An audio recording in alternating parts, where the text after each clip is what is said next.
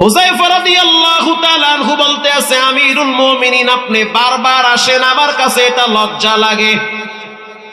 হযরত ওমর বলতে আছে, এতটুকুন বলো, তোমার আগে যদি আমি মারা যাই তাহলে কি তুমি আমার জানাজায় আসবানি?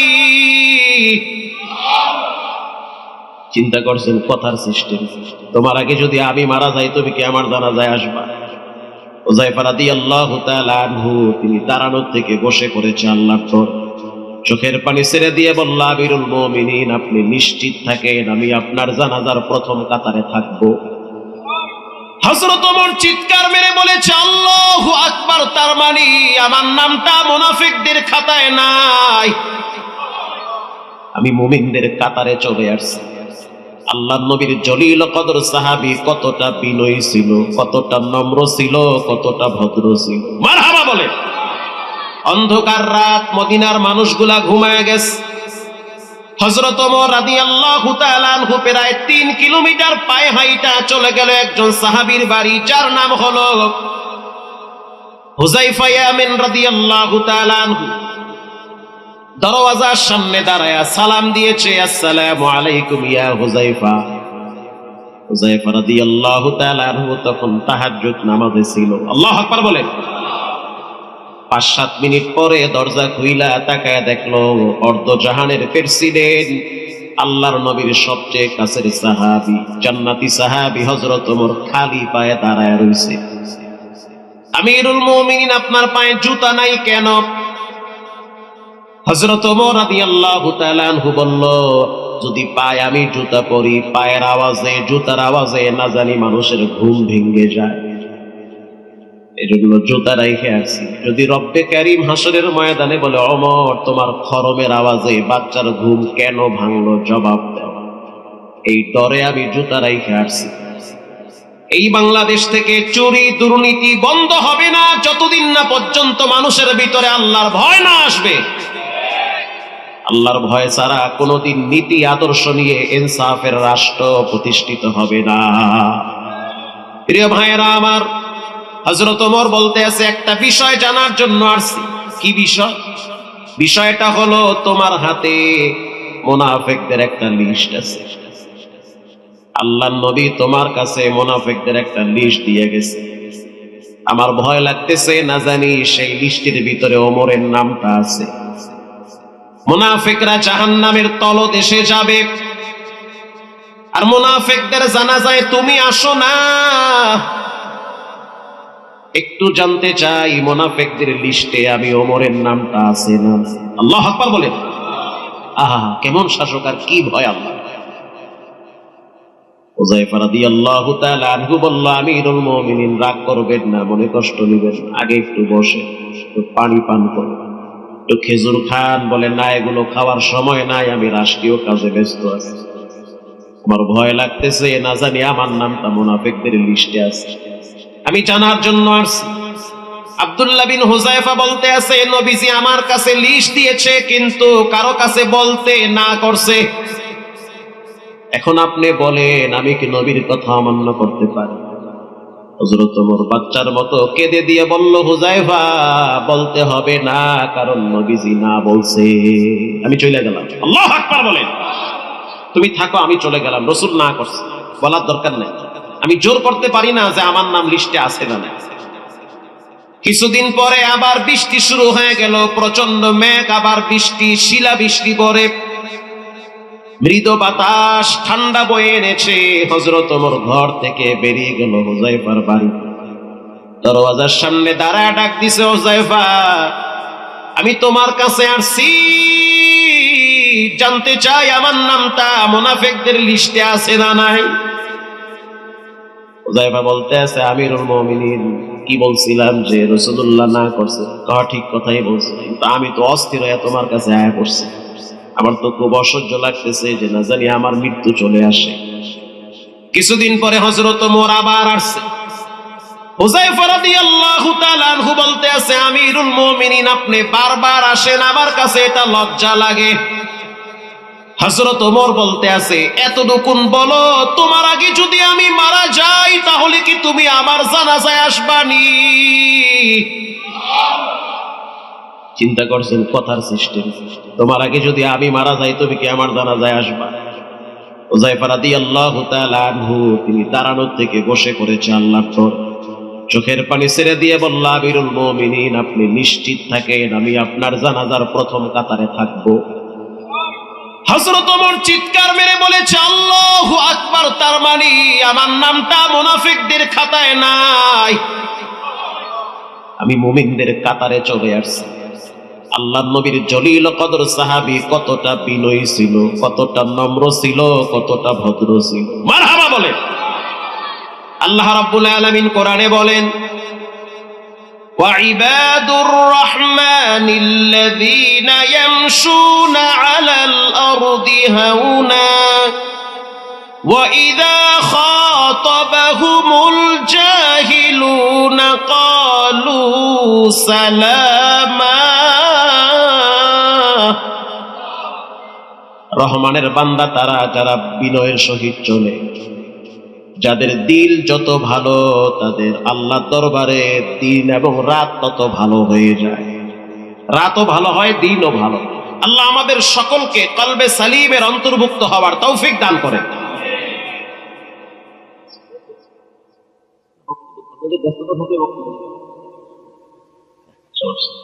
না, আমার একটা অভ্যাস কি, কেউ আসলে আমি তাকে মাইক দিই, ভাই আপনাদের ব্যস্ততা থাকতে পারে, আপনারা কথা বলে যাবেন। প্রিয় ভাইয়েরা আমার কিন্তু শেষ করতে সময় লাগবে। প্রিয় ভাইয়েরা আমার, ইয়াউমা লা ইয়ানফাউ মালুন ওয়ালা বানুন, মাল কাজে আসবে না, সন্তান কাজে আসবে না, কলবে সালিম পবিত্র আত্মা কাজে আসবে। ঠিক না ঠিক? ফ্রেশ দিল কাজে আসবে। ওই যে বলছিলাম যে জান্নাত জাহান্নামকে প্রশ্ন করেছিল যে তোমার মাঝখানে কারা আসবে? জাহান্নাম বলছিল প্রথম হলো যারা গালাগালি করে, বকাবাজ্য করে, তারা আমার মাঝখানে বেশি আসবে। 2 নম্বরে যারা প্রচন্ড অহংকারী, কুল্লু উতুল্লিন জাওয়াজিন মুস্তাকবিরিন মুতাকাব্বিরিন, যারা প্রচন্ড অহংকারী তারা জাহান্নামে যাবে। কি মনে আছে আপনাদের? মাশাআল্লাহ। 3 নম্বরে আমার মাঝখানে আসবে যারা প্রচন্ড পরিমাণ হিংসুক, অন্যের ভালো দেখতে পারে না, সহ্য করতে পারে না, শুধু নিজেরটাই ভালো বোঝে। কথা কন না, মানে আমি ভালো চলবো, ভালো খাবো, আরামে থাকবো, আরেকজনে ভালো চলুক এটা সহ্য হয় না। এটা কি বলে? উদারতা বলে না হিংসা বলে? মজার একটা ঘটনা শোনেন, প্রয়োজনীয় কথা, জীবনে কাজে লেগে যাবে। একজন গরিব মানুষ, কৃষক মানুষ রাত্রিবেলা ঘুমিয়ে গেছে। জিন আইসা ঘুমের ভিতরে তারে বলতেছে, তোমার কিছু লাগবে নাকি? জিন নাম শুনছেন না ভাই? দেখছেন নাকি? দেখবেন তো ইনশাআল্লাহ। কি দেখবেন তো? মরার পরে দেখবেন না? এখন না হয় জিনকে দেখেন না, কিন্তু বিচারের ময়দানে জিনদেরকে তো আপনি দেখতে পারবেন। তখন ধরে ফেলাবেন যে এত জ্বালাইছো কত নিয়ে। জিন আইসা বলে, তোমার কিছু লাগবে? কৃষক বলল, হ্যাঁ আমার লাগবে। তুমি দেওয়ার কে? ডাকা আমি জিন, আল্লাহ আমার অনেক পাওয়ার দিয়েছে। আমগো নামে কোরআনে সূরাই আছে, সূরাই জিন। তাই নাকি বলে? সুলাইমান নবীরে দাঁড় করায় রেখে আমরা বাইতুল মুকাদ্দাস বানাইছি, আমরা হেইজা। আমগো হায়াত 1200 বছর, 1700 বছর ধরে। আল্লাহ কয় কি এত হায়াত তোমাদের? বলে হ্যাঁ, আমাদের শক্তি অনেক বেশি, আমরা মানুষের রক্তের সাথে মিশে চলতে পারি। বলো তোমার কি লাগবে? বলে আমার একটা গরু লাগবে। যে যেমন তার চাহিদা, একটা গরু দিও আমার। কেন? বলে আমি কৃষক মানুষ না, খেতে কাজ করতে গরু লাগে। জিন বলতে আছে, তোমার একটা গরু দিতে পারি, কিন্তু শর্ত আছে। শর্ত আবার কি? যার লাগে তোমার লাগে ঠেলা ঠেলি, যার ছায়া দেখলে তোমার মাথা গরম, যার সন্তান দেখলে তোমার ঘুম নষ্ট হয়ে যায়, যার সাথে তোমার ঝগড়া লেগেই থাকে। শর্ত হলো তোমাকে একটা দিব, তাকে ডাবল দিব। অর্থাৎ তোমার একটা গরু দিব, তারে 2টা গরু দিব। তুমি কি রাজি? আমি একটু রাজি না। কি কথা বোঝেন নাই? না আমি রাজি না, আমার একটা দেবা, ওরে 2টা দেবা। মানে সকালবেলা স্ত্রী বলল, স্বামী আমার তোমার মুড আজকে এরকম কেন? মুড ঠিকই আছিল, আইছিল একজনে, দিতে চাইছিল, নেই নেই। কি দিতে চাইছিল? গরু। নেও নাই কেন? ওরে দেবে 2টা। ও কেটা বোঝো না? ওই যে ওর নাম লইলেও তো আমার রুজু নষ্ট হয়ে যায়। কি ভাই এরকম হিংসা ঠেলা ঠেলে আছে না? স্ত্রী বলতে আছে যে তুমি কি মগা না অগা? কেন? এই দেশের মানুষ এই ব্রয়লার মুরগি ছাড়া যে বাংলা খিচুড়ি আছে এগুলা 3 ডালায় লঙ্গির তলে 2 ডালায় প্যান্টের পকেটে এরপরও মারামারি করে। কথা কর না কেন? একটা জেলাফি নিয়ে মসজিদের মধ্যে পিটাপিটি করে, একটা মিষ্টি নিয়ে তবারক নিয়ে রাস্তাঘাটে মারামারি হই হুল্লা চিল্লাচিল্লি করে, আর তোমার মাগনা গরু দিছে এইটা তুমি বিনয় করে দিছো, এটা হয় কিছু? ঠিক কথাই তো কইছো, মাগনা দিবার চাই আমি নেই না, আমার তো মেজাজ গরম হরে দেবে না। কিছুদিন পরে আবার জিনে আইসা বলল কিছু লাগবে, কাহা লাগবে, এত রাগ কার? কর 2টাতে বাইর লাগে, রাগ আমার বেশি, তবে আমারটা দিয়ে যাও। আমার কি তুমি তোমার একটা গরু দাও, আবার দিব 2টা গরু, 2টা না 10টা দেওয়া, কইলো ভিতরটা ছাদ পেল, দরকার নাই হলো।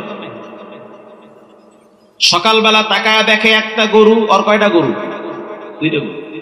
কিছুদিন পরে আবার জিনে আইসা বলল তোমার কিছু লাগবে? বলে হ্যাঁ লাগবে। কি লাগবে? বলে একটা মহিষ দাও। শর্ত জানা আছে? বলে হ্যাঁ। ওয়ারে দিবা 2টা? বলে হ্যাঁ 2টা দেবো। রাজি? বলে হ্যাঁ রাজি। কিছুদিন পরে আবার জিনে আসলো, কিছু লাগবে? বলে হ্যাঁ লাগবে। কি লাগবে? একটা 1তলা বাড়ি করে দাও আমার। ওরে দেবো ডুপ্লেক্স বাড়ি, 2তলা বাড়ি, তুমি কি রাজি? হ্যাঁ রাজি। ওরে দাও, বেশি করে দাও, আরো দাও। যেমনে কইতে আছে মনে হইতেছে যে হ্যাঁ সুমন্দি লাগে, আরো দেও। কিছুদিন পরে জিনা ইসা বলতে আছে কিছু লাগবে হিংসুক? বলে হ্যাঁ লাগবে। কি লাগবে? কয় দিবি তো? দিতেই তো আছে। আমার একটা চোখ উড়ে লয়া যা, মানে সোজা ওর ডাবল চোখ নিবি। বলেন এটা কি হিংসা না উদারতা? আরো জোরে বলেন। তামাশা গাহে আলম রয়ে তু পূজা বহরে তামাশা বিরোধী। হিংসার রোগ পুরুষদের থেকে মহিলাদের ভিতরে বেশি। আমার মা, আমার স্ত্রী, আমার বউ, আমার বোন, এগো ভিতরে কম না বেশি? অনেক বেশি। এই ব্যাখ্যা দিতে গেলে অনেক সময় লাগবে, বাদ দিলাম। অনেক ভিতরে হিংসা বোঝায়, সহ্য করতে পারে। প্রিয় ভাইয়েরা আমার, জাহান্নাম বলে আমার মাঝখানে আসবে যারা প্রচন্ড হিংসুক, তারা আবার মাঝখানে সবচেয়ে বেশি আসবে। এবার জাহান্নাম জান্নাতকে প্রশ্ন করলো, বলো তোমার মাঝখানে তাহলে কারা আসবে? জান্নাত বলে আমার মাঝখানে আসবে সহজ সরল মুসলমানগুলো। সুবহানাল্লাহ বলে। সহজ সরল মুসলমান, কোনো প্যাচ গোছ নাই, সোজাদাই বোঝে, বেহাডা বোঝে না। আর মানুষের অন্তর শক্ত হয় 6 কারণে। আল্লাহ রাব্বুল আলামিন বলেন ইল্লা মান আতাল্লাহা বিকলবিন সালিম। কলবে সালিম, রোগ মুক্ত আত্মার মর্যাদা রবের কাছে সবচেয়ে বেশি। এজন্য হিংসা মুক্ত অন্তর গঠন করেন। বিদ্বেষ মুক্ত একটা ফ্রেশ আত্মা আল্লাহকে উপহার দেন। যেই অন্তরে হিংসা নাই, বিদ্বেষ নাই, অহংকার নাই, এমন ফ্রেশ দিলওয়ালা ব্যক্তিদেরকে ডেকে ডেকে জান্নাতে পৌঁছায় দিবেন কে? একেবারে সাদা দিল নিয়ে চলবেন, আল্লাহ মর্যাদা বাড়ায়। এই প্রসঙ্গে বুখারী শরীফের একটা ঘটনা শুনেন। মারহাবা বলেন। রমজান মাস সামনে আসতেছে। একজন সাহাবী রোজা রাইখা নবীর দরবারে গিয়া বলল, রাহমাতুল লিল আলামিন, আমার তো একটা দুর্ঘটনা ঘটে গেছে, আমার রোজা নষ্ট হয়ে গেছে, ফরজ রোজা নষ্ট হয়ে গেছে আমার। এখন তো বিপদে পইড়া গেছি, যেমনে হোক আমার ক্ষমার ব্যবস্থা করে দেন। রোজা যেহেতু নষ্ট হয়ে গেছে, কবরে গেলে তো পিঠা খাওয়া লাগে, আল্লাহর আযাব বড় কঠিন, মৃত্যুর যন্ত্রণা বেড়ে যাবে। আমি গরিব হতে পারি, বুঝ কম থাকতে পারে, কিন্তু আল্লাহর নাফরমানি করলে শাস্তি আছে না নাই এটা আমি বুঝি। আমার তো রোজা নষ্ট হয়ে গেছে। নবীজি বলল, কেমনে নষ্ট হইল? বলল, হুজুর, দিনের বেলায় স্ত্রীর সাথে যেটা করলে রোজা চলে যায় ওটা হয়ে গেছে। কি করলে রোজা যায় এটা কি ভাঙ্গায় কওয়া লাগবে? ও আচ্ছা, কওয়া লাগবে। সাহাবী বলতেছে, হুজুর, দিনের বেলায় স্ত্রীর সাথে মিলিত হয়ে গেছি, আমার রোজা শেষ, এখন তো আমি আল্লাহর কাছে ধরা খেয়ে গেছি, ক্ষমার ব্যবস্থা করেন, যেমনে হোক আমার মাপ লাগবে। সহজ সরল মানুষ। আল্লাহর হাবিব বলল, তাহলে একটা কাজ করো। কি করব? তুমি 60টা রোজা রাখো। বলেন কয়টা?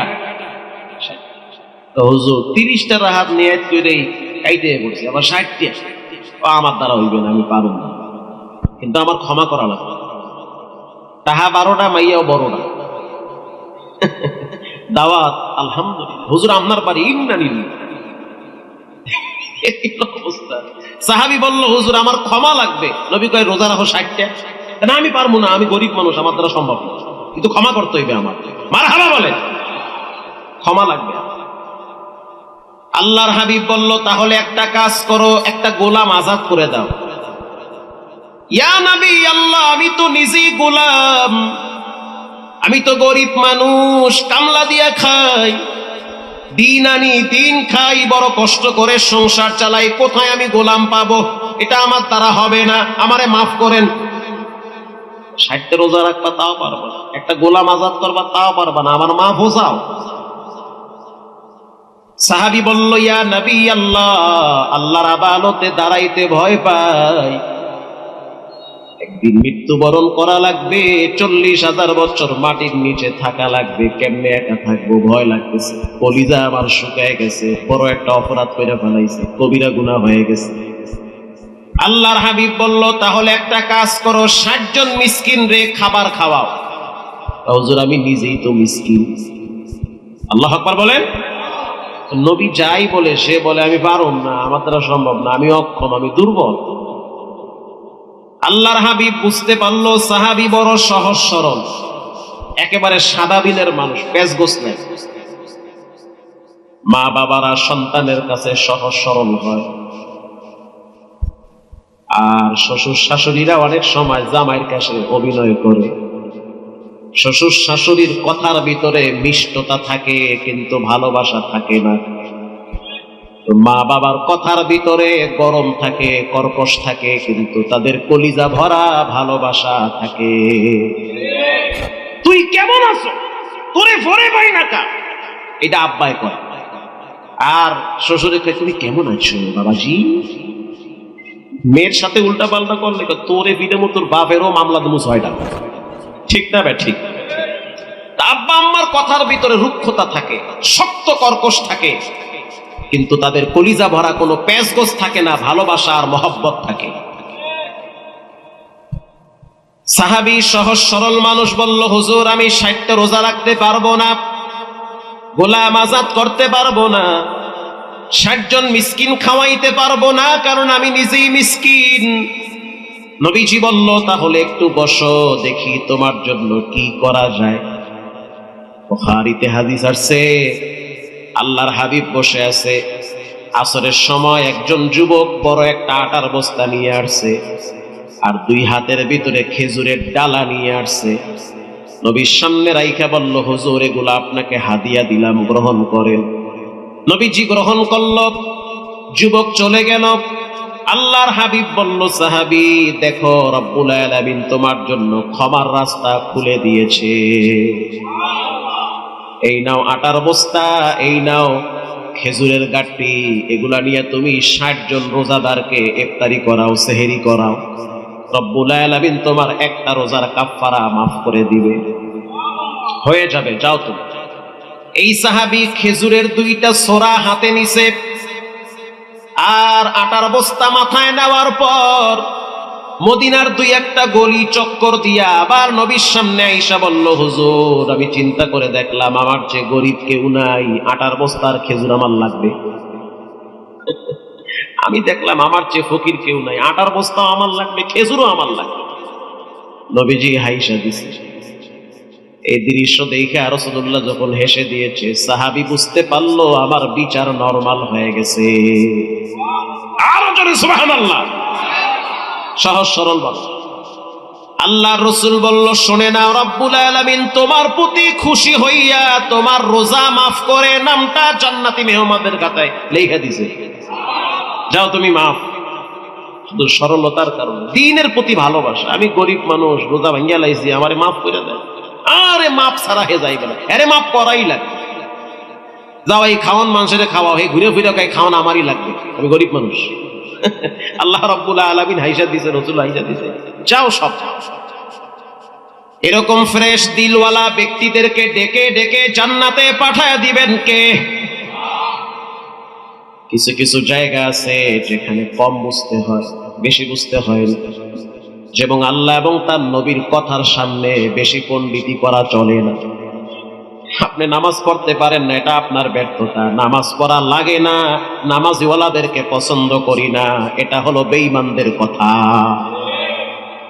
প্রিয় ভাইয়েরা আমার, একজন সাহাবী আবার নবীর দরবারে আইসা বলল, হুজুর মাতা সাআহ, কিয়ামত কবে হবে? আরে টাইম নেই, টেবিল নেই, কথা আগা নাই মাথা নাই, ফট করে কয় কিয়ামত কবে হইবে? এক জায়গায় বইয়া রয়েছে, একজন একা, হুজুর আবু জেহেলের নানির নাম কি? মানে আমারে কি আজীব প্রশ্ন। এছাড়া সহজ সরল মানুষ, মাছ ধরে গেছি চরে অস করতে, কাউয়ার চর। কি চর? কুয়াকাটার এক সাইডে চরের নাম আছে কাউয়ার চর। কাউয়ার চরে কিছু মানুষ আছে সহজ সরল। বয়ান করতেছি যে পরকালে কোনো কিছুই কাজে আসবে না, আল্লাহর রাস্তায় দান করলে ওইটা কাজে আইবে। হাদিস বললাম, ইল্লা মা আকালতা ফাআফনাইতা, যা খাবেন তাই আপনার, ভালো করে খান, খাওয়ার ক্ষেত্রে কৃপণতা করবেন না, যা আছে বেচে কিনে খাইতে থাকে। এক চাচা একা, হুজুর ঠিক কথাই কইছেন, আমি কিন্তু খাওয়ার ক্ষেত্রে একটু কৃপণতা করি না, আমি গরুর দুধ দিচ্ছে বিড়ি কিনে খাই। মানে সহজ সরল মানুষ। আমি তো বিড়ি খাওয়া কি সুন্নত না মুস্তাহাব? তা খাইলে তো ভাল লাগে আমার। মানে সে মনে করতেছে এটা খাওয়া কোনো দোষণীয় না, কোনো ক্ষতি না, সে কিন্তু সরল মাইন্ডই বলতেছে, আমি কিন্তু হাসতেছি। কথা ঠিক না বে ঠিক? কিছু মানুষ আছে সহজ সরল মানুষ, পেশগোছ নাই, কিন্তু কথার ভিতরে কোনো রং ঢং নাই। আর কিছু আছে সামনে এসে সালাম দিবে, সালাম আলাইকুম, কেমন আছে, পিছনে গিয়ে এরাই দেখবেন সমালোচনা করে আর বিসমিল্লাহ ছাড়া বাস দেয়। ঠিক না বে ঠিক? এরকম কিছু মানুষ আছে, মুখের ভিতরে কোনো মিষ্টতা নাই, কিন্তু যা বলে মনেরটাই মুখ দিয়া বলে। আল্লাহর হাবিব রাষ্ট্রীয় কোন একটা কাজে ব্যস্ত আছে, হঠাৎ সাহাবী আয়েশা বলল, মাতা সাআহ, কিয়ামত কবে হবে জানতে চাই। নবীজি বলল, কিয়ামতের জন্য কি প্রস্তুতি গ্রহণ করলা? সাহাবী বলল, ইয়া নবী আল্লাহ, ইন্নী উহিব্বুল্লাহ ওয়া রাসূলাহু, আমার কোনো পুঁজি নাই, আমার শুধু একটা পুঁজি, আমি আল্লাহ এবং তার রাসূলকে বড় ভালোবাসি। নবী যে আনন্দে বলতে আছে, আল মারউ মা মান আহাব্বা, যার সাথে যার মহব্বত তার সাথে তার কিয়ামত। তুমি ভালোবাসো, তোমার সাথেই কিয়ামত হয়ে যাবে, তোমার সাথেই হাসর। প্রিয় ভাইয়েরা আমার, এজন্য অন্তরটাকে শক্ত করা যাবে না, নরম করা লাগবে। অন্তর যাদের শক্ত হয়ে যায় তারা কিন্তু আস্তে আস্তে পশুর চরিত্র লালন করে। আল্লাহ রাব্বুল আলামিন কোরআনে বলেছেন, সুম্মা কাসাত কুলুবুকুম মিন বাদি যালিকা ফাহিয়া কাল হিজারা, মানুষের অন্তর পাথরের চেয়েও শক্ত হয়ে যায়। একটা মুরগি জবাই করতে অনেকের হাত কাঁপে, অনেকে রক্ত দেখতে পারে না। আবার কিছু মানুষ আছে, মানুষ হত্যা করতেও তাদের হাত কাঁপে না। আর বাংলাদেশ এমন একটা দেশ, এদেশে মামু বাড়ি, দাদা নানা খালার জোর বেশি চলে। বাদাম কিনতে যায়, ভাই বাদামের শ কত, কয় ৩০ টাকা বাদামের শ। ১০০ দাও না, ১০০ না, একটু কমই দাও, ৫০ দাও। ৫০ গ্রামের দাম কত? ১৫ টাকা। ৫০ গ্রাম মাপতেছে, আর ৩ দোস্ত দাঁড়ায় দাঁড়ায় বাদাম টেস্ট করতেছে, ৩ জনে ৬টা হাত দিয়ে টেস্ট করে। এমন ডাকাত নাই? বাদামওয়ালায় যদি কয়, ভাই তুমি করলা কি, আমার চালান তো খাইয়া লাভ, তুই মোরে চেনো, মোর দাদার নাতির আপন স্বাস্থ্য ভাই, মহল্লার টিওনো, এই এলাকার ক্যান্ডিডেট, এই এলাকার সে একজন কমিশনার। এই জোর বাংলাদেশে বেশি বেশি চলে। অর্থাৎ টাকার বান্ডিল যেদিকে, মামু বাড়ির জোর যেদিকে, বিচার চলে যায় ওদিকে, নিরহ মানুষগুলা জেলখানায় কষ্ট পায়। তাই বাংলাদেশ। আমনে মরবেন, দেখবেন কেউ কানবে না, ২-১ দিন মানুষ রাস্তায় মিছিল করে শেষ। এজন্য সিদ্ধান্ত নিতে হবে, আগামীর বাংলাদেশ হবে ইনসাফের বাংলাদেশ। কোন মামু দাদুর জোর চলবে না। আরে চলুক ভাই, না চলুক, চেষ্টা তো করা লাগবে। কি ভাই ঠিক না ভাই ঠিক? ব্যাঙ্গে প্রস্রাব করে ইব্রাহিম নবীর আগুন নিবে। আইরে সুবহানাল্লাহ, ব্যাঙের জোর কি?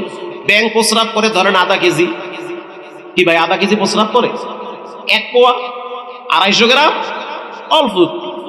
তাফসীর রুহুল মানিতে আসছে, ফেরেশতা প্রশ্ন করে, ব্যাঙ তুমি ইব্রাহিম নবীর আগুন নিবাইতে এতটুকু মুতা লইয়াইছো, এই প্রস্রাব দিয়ে এই পানি দিয়ে কি নিবে আগুন?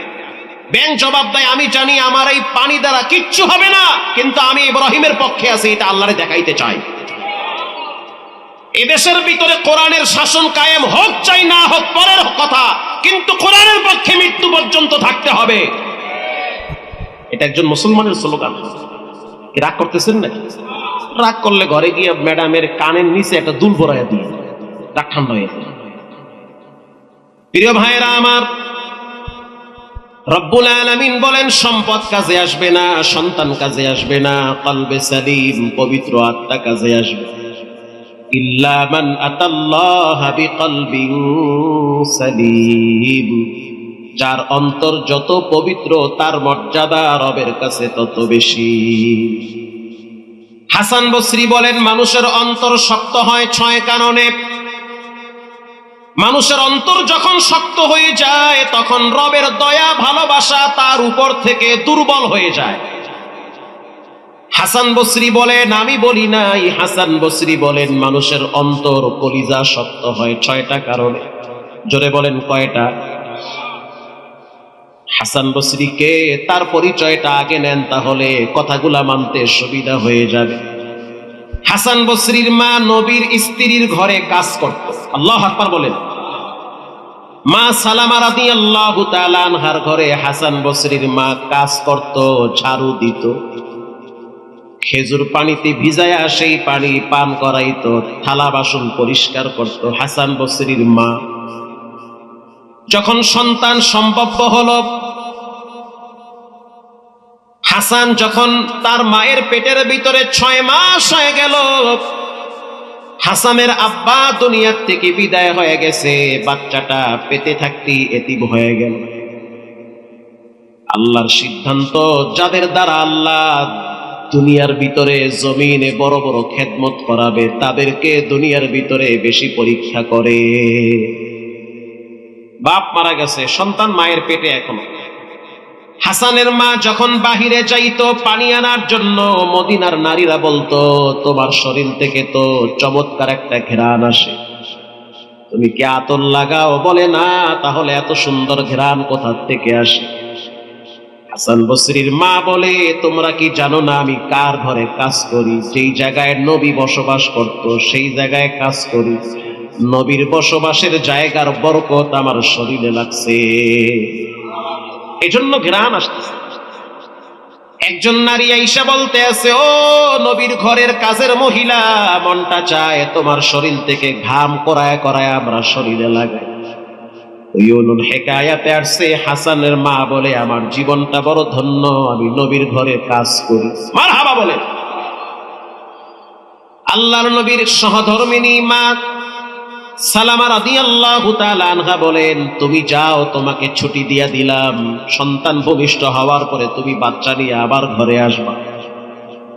এবার কিছুদিন পর, বিশেষ করে জুমার দিন সুবহ সাদেকের সময়, হাসানের মা একটা ছোট্ট ফুটফুটে বাচ্চা সন্তান জন্ম দিয়েছে। 3 দিন পরে খাতায় পেঁচায়া বাচ্চাটারে নিয়ে হযরত ওমরের দরবারে চলে গেছে।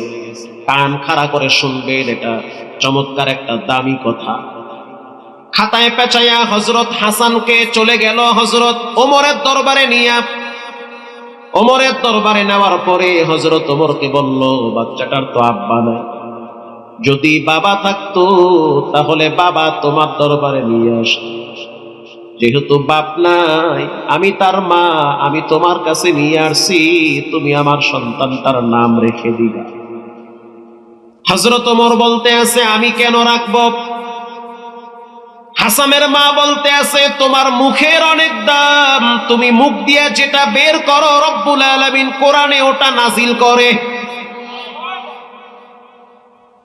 শুধু তাই না, রাসূল বলেছেন, লাউ কানা বাদি নাবিয়্যান লাকানা উমর, নবীর পরে কেউ যদি নবী হইতো রব্বুল আলামিন তোমারে নবী বানায়া দিত। তোমার মর্যাদা অনেক বেশি, তুমি যেই রাস্তা দিয়ে হাঁটো শয়তান রাস্তা ছেড়ে অন্য রাস্তায় চলে। তোমার সম্মান, তোমার মর্যাদা রবের কাছে অনেক বেশি, তোমার বরকতি মুখ দিয়ে আমার ছেলেটার নামটা রেখে দাও। হযরত ওমর বাচ্চাটারে কোলে নিল। বাচ্চাটা কোলে নেওয়ার পর ঠোঁটের সাথে আঙ্গুল দিয়া লড়াইতেছে আর বলতে আছে, মাশাআল্লাহ, চেহারা অনেক সুন্দর, যাও নাম রেখে দিলাম হাসান। গ্রামের বাড়ি যেহেতু বসরায়, তাহলে নাম হয়ে যাবে হাসান বসরি। আরো জোরে বলেন। হযরত ওমর নাম রাখছে, নামের পাওয়ার কি জানেন? ওরে সুবহানাল্লাহ, আসমান জমিন এই নাম কাঁপায় দিছে। মারহাবা বলেন। এলাকার মা বোনেরা, পর্দা নিশি নারীরা শুনে নেন, যাদের সন্তান এখন পেটে আছে, কিরণমালা জি বাংলা স্টার জলসা দেখা বন্ধ করে দেন। এগুলো পেটে নিয়ে, বাচ্চা পেটে নিয়ে এগুলা বেশি দেখলে এক সময় সন্তান দেখবেন দুনিয়াতে আসার পরে কার্টুন আর পাবজি ফ্রি ফায়ার ছাড়া কিচ্ছু বুঝবে না। রাস্তার ভিতরে খাম্বা দইরা ঠেলে আর কয় রাস্তার মাঝখানে কা, কথা কন না কা। ঘরে গিয়া ফ্রিজ দইরা ধাক্কায় আর কয় আম্মু এটা বাথরুমে কা। তার মানে এই যেই বর্তমান অত্যাধুনিক প্রযুক্তি মানুষের মেমোরি হ্যান্ড বানায় ফেলাইছে। শিক্ষিত যুবক ইংরেজিতে কথা বলতে পারে, লিখতেও পারে, আধা পাগল হয়ে গেছে। বর্তমান বিজ্ঞানীরা বলতে বাধ্য হয়েছে, বেশি সময় মোবাইলে টাইম দিলে অনেকের মেধা দুর্বল হয়ে যায়। ঠিক না ঠিক? প্রিয় ভাইয়েরা আমার, হযরত ওমর বলল চেহারা সুন্দর, নাম রাখছি হাসান। যাও নিয়ে যাও। কেন হাসান রাখছেন? বলে নবীর নাতির নামের সাথে মিলাইয়া রাখছি। আল্লাহর নবী হাসানকে বড় ভালোবাসতেন, এজন্য নাম রাখছি হাসান। চেহারাও সুন্দর, নামের অর্থ সুন্দর। মারহাবা বলে। যাও নিয়ে যাও।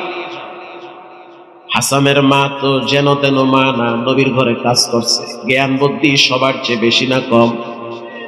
হযরত ওমর হাসানের মায়ের সম্মান করত, শুধুমাত্র নবীর ঘরে কাজ করে এই জন্য। কারণ হাসানের মা গিয়া নবীর স্ত্রীকে বলবে যে ওমর আমার সাথে বেশি ভালো ব্যবহার করছে, নবীর বিবি আমার জন্য দোয়া করবে। এজন্য হাসানের মাকে বেশি মূল্যায়ন করতে হযরত ওমর। হাসানের মা বলতে আছে, ওমর নাম রাখলে হবে না, আপনার মুখের লালা আমার বাচ্চার মুখে লাগায়া দেন, তাহানিক করায়া দেন, একটা খেজুর চিবাইয়া নরম বানায় আমার বাচ্চার মুখে লাগায়া দেন। কেন লাগায়া দিব? বলে তাহানিক করান নবী না বলছে সুন্নাত। আপনি আপনার মুখ দিয়া জিকির করেন, কোরআন তেলাওয়াত করেন, আপনার তেলাওয়াতের আওয়াজ শুই না শয়তান মদিনার থেকে পালায়া যায়। আপনার মুখের লালা আবার বাচ্চার মুখে লাগায়া দেন। হযরত ওমর সুন্দর করে খেজুর চিবায়া লালা সহকারে খেজুরের একটা অংশ বাচ্চার মুখে লাগায়া দিছে। যাও লয়া যাও। মা বলতে আছে, ওমর নিব না, আরো কিছু কাজ আছে। কি কাজ আছে? বলে আবার বাচ্চার মাথায় হাত লাড়ায় দিয়ে একটু দোয়া করে দেন। হযরত ওমর বাচ্চার মাথা ডলতেছে আর দোয়া করতে আছে, আল্লাহুম্মা ফাক্কিহু ফিদ্দীন। রব্বুল আলামিন আপনি এই সন্তানকে ফিকহের জ্ঞান দান করেন, মুফতি বানায়া দেন। আইরে সুবহানাল্লাহ, ওমর কইছে মুফতি বানান, এ তো যুগ শ্রেষ্ঠ মুফতি। রব্বুল আলামিন এই সন্তানটাকে মুফতি বানায়া দেন। আপনার সন্তান ডাক্তার হোক, ডক্টর হোক, প্রফেসর হোক, জন্মগ্রহণ করার পরে ভালো একজন আলেমের কাছে নিয়ে দোয়া করানো সুন্নত। ঠিক না ঠিক? যত ভালো আলেম পাবেন নিয়ে যাবেন, আমার বাচ্চার জন্য একটু দোয়া করেন। কার দোয়া কখন লেগে যায় কেউ জানে? লাগে যাইতে পারে, গেছে লাগে হযরত ওমরের দোয়া, হাসান বসরির জীবন। আল্লাহুম্মা ফাক্কিহু ফিদ্দীন, রব্বুল আলামিন ফিকহের জ্ঞান দান করেন, মুফতি বানায় দেন। হাসানের মা বলতে আছে, হবে না, দোয়াটা একটু লম্বা করেন। এতটুকুন দোয়া হবে না, দোয়া আর একটু বাড়ায় করেন। মারহাবা বলেন। আর একটু বাড়ায় করেন তো, এত ভালো লাগছে, আমার ছেলের জন্য এত সুন্দর দোয়া করছেন, আমার তো কলিজা বইরা গেছে গা, আর একটু দোয়া করেন। হযরত ওমর বলতে আছে, ওয়া ফাক্কিহু ফিদ্দীন ওয়া আল্লিমুহুল কিতাবা ওয়াল হিকমা। রব্বুল আলামিন আপনি হাসানকে কোরআনের নূর দান করে, রঙ্গে তাকওয়া, রঙ্গে সিদ্দিক, রঙ্গে দিন, তা'আবদু বাকি বুয়াদবর আবেদি। রব্বুল আলামিন আপনি এই বাচ্চাটার কলিজার ভিতরে কোরআনের নূর লাগায় দেন, হিকমতের জ্ঞান দান করেন। যেই সন্তান কোরআন চিনে সে তার বাবারেও চিনবে, মাকেও চিনবে। আল্লাহ বলেন, ওয়ালা তানহারুহুমা, ও সন্তান মায়ের সামনে দাঁড়ায় কখনোই মাথায় চাকি দিয়া কথা বলবা। আব্বার সামনে ওয়াকুলনা কাউলান কারীমা কাউলান লাতীফা, কোরআন পড়ো আর জানতে থাকো যে বাবার সামনে দাঁড়ায়া বড় আওয়াজে কথা বলা যাবে।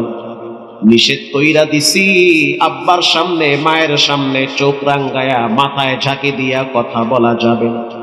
আওয়াজ দিয়া বলেন এটা কি মোল্লার কথা না আল্লাহর কথা? এটা আল্লাহর কথা। হযরত ওমর রাদিয়াল্লাহু তাআলা আনহু দোয়া করল ফাক্কিহু ফিদ্দীন ওয়া আল্লিমুহুল কিতাবা ওয়াল হিকমা, রব্বুল আলামিন আপনি তাকে কোরআনের জ্ঞান দান করেন। হাসানের মা বলতে আছে দোয়াটা লম্বা করেন, শুনতে তো বড় মজাই লাগে। হযরত ওমর বলতে আছে ওয়া হুব্বিবা ইলাইহিন নাস, রব্বুল আলামিন সারা পৃথিবীর মানুষের কলিজার ভিতরে হাসানের ভালোবাসা বাড়ায়া দেন। মানুষ আফ্রিকার জঙ্গলে থাকলেও যেন হাসানকে চিনে, সমুদ্রের মাঝখানে থাকলেও যেন হাসানকে চিনে, মানুষ মসজিদে গেলেও যেন হাসানকে চিনে, মাদ্রাসায় গেলেও যেন হাসানকে চিনে। এজন্য আপনি যত কিতাব আছে যেই কিতাবটা খুলবেন দেখবেন হাসান বসরির নাম লেখা আছে। যত হাদিসের কিতাব আছে তাকাবেন দেখবেন হাসান বসরির নাম আছে। মক্কা মদিনায় যান, যত লাইব্রেরি আছে আরবি কিতাব বের করবেন দেখবেন হাসান বসরির নাম আছে। হযরত ওমর দোয়া করল রব্বুল আলামিন আপনি হাসানের ভালোবাসা মানুষের কলিজায় লাগায় দেন। হাসান বসরির মা বলল ওমর দোয়াটা আর একটু লম্বা করে। মারহাবা বলেন। হযরত ওমর বলতে আছে রব্বুল আলামিন এই ছোট্ট বাচ্চা নাম রাখছি হাসান, রব্বুল আলামিন নবীর নাতির নামের সাথে মিলাইয়া রাখছি হাসান। এই নামের বরকতে রব্বুল আলামিন এই বাচ্চার ভালোবাসা পশু পাখির কলিজার ভিতরে লাগায়া দেন। হায়াতুল হায়ওয়ান কিতাবে আসছে, তাফসীরে ইবনে কাসিরও আসছে, হাসান বসরি যখন জঙ্গলার মাঝখান দিয়া চলতো বাঘ ভাল্লুকগুলা সম্মানার্থে রাস্তা ছেড়ে দিত। হাসান বসরি এমন একজন ব্যক্তি ছিল যার মা তাকে সর্বোচ্চ দামি মানুষ বানায় দিছে দোয়ার বরকতে। হাসান বসরি যখন ছোট মানুষ, বয়স যখন 6 বছর, জুমার দিন সে ফজরের পরে সূরা ইয়াসিন তেলাওয়াত করত মায়ের সাথে। তেলাওয়াত কইরা 8টা-9টার দিকে ঘুমায় যাইত। মা ঘুমাইতো না, জানলার ফাঁক দিয়া তাকায়া দেখতো যে হযরত ওসমান রাদিয়াল্লাহু তাআলা আনহু কখন মসজিদে নববীতে যায়, আমার ছেলেটারে তার পিছনে পিছনে দোয়া নেওয়ার জন্য পাঠায়া দিব। হযরত ওসমান রাদিয়াল্লাহু তাআলা আনহু জুমার টাইমে যখন মসজিদে যাইতো, হাসান বসরির মা হাসান রে বলতো যাও, ওই যে নবীর কলিজার টুকরা জামাত হযরত ওসমান মসজিদে যাইতেছে, তুমি তারে গিয়া সালাম দাও। হযরত হাসান বসরি হাইটা হাইটা ওসমানের কাছে গিয়া সালাম দিত। হযরত ওসমান তাকে বুকের সাথে জড়ায়া কপালে চুমা দিয়া বলতো রব্বুল আলামিন আপনি এই বাচ্চার সম্মান মর্যাদা বাড়ায়া দেন। হযরত ওসমান এমন একজন ব্যক্তি যার মর্যাদা রবের কাছে অনেক বেশি। রাসূল বলেছেন লিকুল্লি নাবিয়্যিন রাফীকুন ওয়া রাফীকি ইয়ানি ফিল জান্নাতি ওসমান, প্রত্যেক নবীর সাথে জান্নাতে এক একজন বন্ধু হবে, আর আমি মুহাম্মাদুর রাসূলুল্লাহ সাল্লাল্লাহু আলাইহি ওয়াসাল্লাম আমার সাথে আমার জান্নাতে আমার বন্ধু হবে, আমার জামাতা হযরত ওসমান। আল্লাহু আকবার বলেন। এই সেই ওসমান। ওসমান রাদিয়াল্লাহু তাআলা আনহুর কাছ থেকে হাসান দোয়া নেয়। এই হাসান বসরি বলেন মানুষের অন্তর শক্ত হয়ে যায় 6টা কারণে। 1 নম্বরে মানুষ গুনাহ করে তওবার আশা। এজন্য যুবকদেরকে বলবো বাবারা, পায়ে হাত দিয়া বলি গোপন পাপ তোমরা ছেড়ে দাও। গোপন পাপের কারণে চেহারার সৌন্দর্য নষ্ট হয়ে যায়। গোপন অপরাধের কারণে পারিবারিক সম্পর্কগুলো দুর্বল হয়ে যায়। গোপন পাপ, গোপন রবের ধরা, গোপন পাপের কারণে মানুষের মর্যাদা ক্ষুণ্ণ হয়ে যায়। গোপন আমলের যেমন মর্যাদা বেশি, গোপন পাপেরও শাস্তি কম না বেশি? গোপন পাপ থেকে রবের কাছে পানাহা চান। অন্ধকার রাত দরজা জানলা লাগায়া ঘুমাবার আগে আগে আপনি মোবাইল টিপতেছেন, তাকায়া দেখতেছেন কি আছে না আছে। মোবাইলে নর্তকীদের নাচ গান দেখেন, আর আপনার রব সাত আসমানের উপর থেকে আপনার দিকে তাকায় আছে। আল্লাহ বলেন, আলাম ইয়ালাম বিআন্নাল্লাহা ইয়ারা, বান্দারে আমি তোমার দিকে তাকায় আছি, তুমি করো কি সেগুলো আমি দেখি। অফি আনফুসিকুম, আমি তোমার নিকটে আছি। কত নিকটে? বলে শাহরগের চেয়েও নিকটে আছি। তুমি দরজা জানলা লাগাইয়া মোবাইলে